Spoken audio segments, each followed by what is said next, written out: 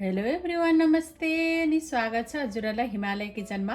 आज म हजुरहरूको लागि लिएर आएको छु एकदमै मिठो स्वादिलो टमाटर पुलावको रेसिपी। यसलाई एकदमै मिठो गरेर छिटो गरेर कसरी बनाउने भनेर म हजुरहरूलाई देखाउँदै छु।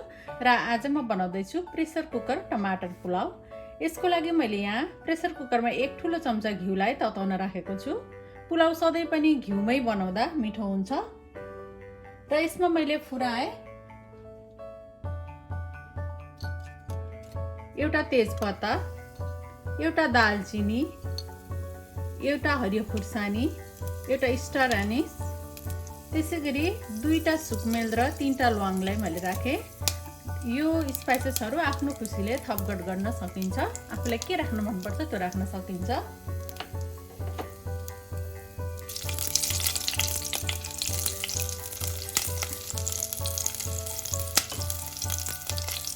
र मैले यसमा राखेँ एउटा ठुलो साइजको प्याज,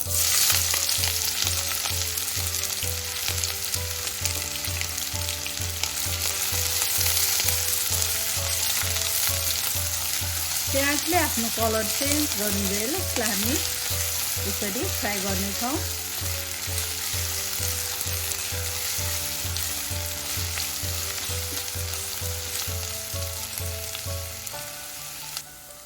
प्याजले आफ्नो कलर चेन्ज गरेपछि मैले यसमा राखेँ एक सानो चम्चा कुटेको लसुन र अदुवा। मिक्स गरिदिउँ।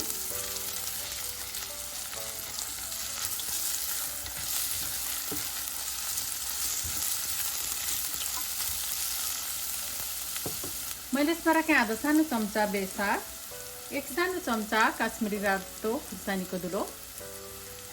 हजुरहरूले पिरो रातो खुर्सानीको धुलो पनि राख्न सक्नुहुन्छ र पिरो नराखिकन यसलाई बनाउन पनि सकिन्छ। खुर्सानी यसमा नराख्न पनि सक्नुहुन्छ आफ्नो स्वाद अनुसार।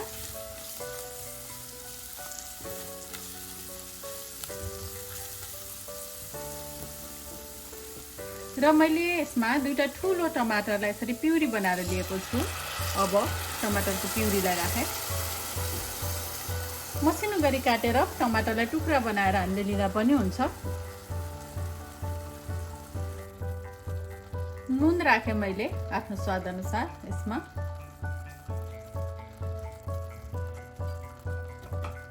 एक सानो चम्चा जिरा र धनियाँको पाउडर राखेँ। अब यसलाई चलाइदिउँ। अब यो टमाटर एकदमै राम्ररी प्युरीलाई पकाउनु पर्छ केही बेर यो मसलाहरूलाई।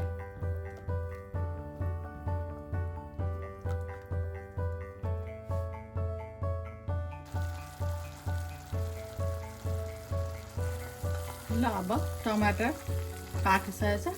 यसको पानी सुकेको छ र तेल माथि आएको छ। यसरी तेल माथि आउने बेलासम्म हामीले टमाटरलाई पकाउनु पर्छ। त्यसो हुँदा मिठो बन्छ पुलाव। र मैले यसमा राखेँ एक कप बासमती राइस। मैले यसलाई आधा घन्टा अगाडि भिजाएर लिएको हुँ।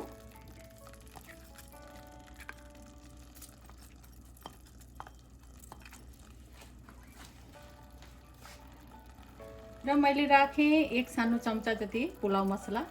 हजुरहरूले यो पुलाव मसलाको ठाउँमा गरम मसलालाई पनि लिन सक्नुहुन्छ। र यसै गरी यसमा बिरयानी मसला राखेर हामीले बिरयानी पनि बनाउन सक्छौँ। हामीले टमाटर बिरयानी पनि बनाउन सक्छौँ। र मैले यसमा राखेँ दुई ठुलो चम्चा जति काटेको हरियो प्याज,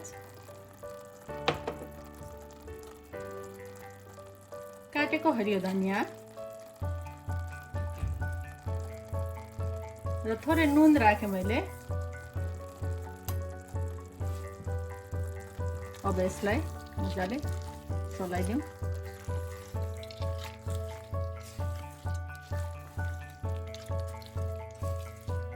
अब यसलाई चलाउँदै एक दुई मिनट जति पकाउँ यतिकै पहिला।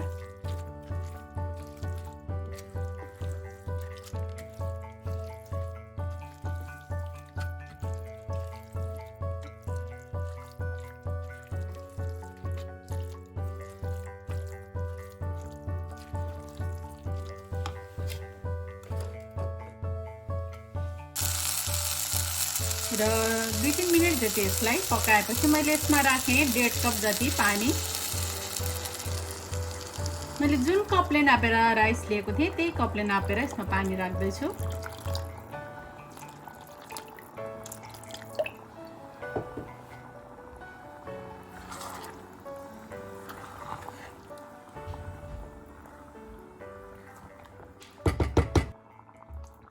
अब यसलाई यसरी बन्द गरेर यसमा 1 सिटी लगाउनु पर्छ।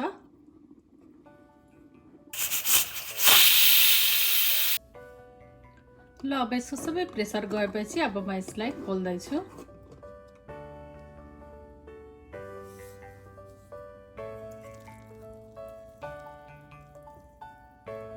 एकदमै राम्रो बनेको छ हाम्रो टमाटर पुलाउ, एकदमै खाउ लाग्ने। यसमा चाहिँ हजुरहरूले भेजीहरू एड गर्न मन हुँदा भेजीहरू पनि एड गर्न सक्नुहुन्छ।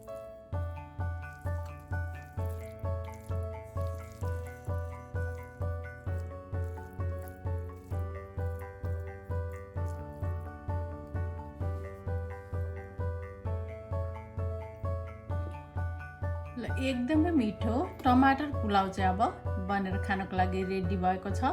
हजुरहरू पनि यसरी बनाएर खानालाई अवश्य पनि ट्राई गर्नु होला। छिटो मिठो एकदमै प्रेसर कुकरमा एकदमै छिटो पनि तयार हुन्छ र मिठो पनि हुन्छ।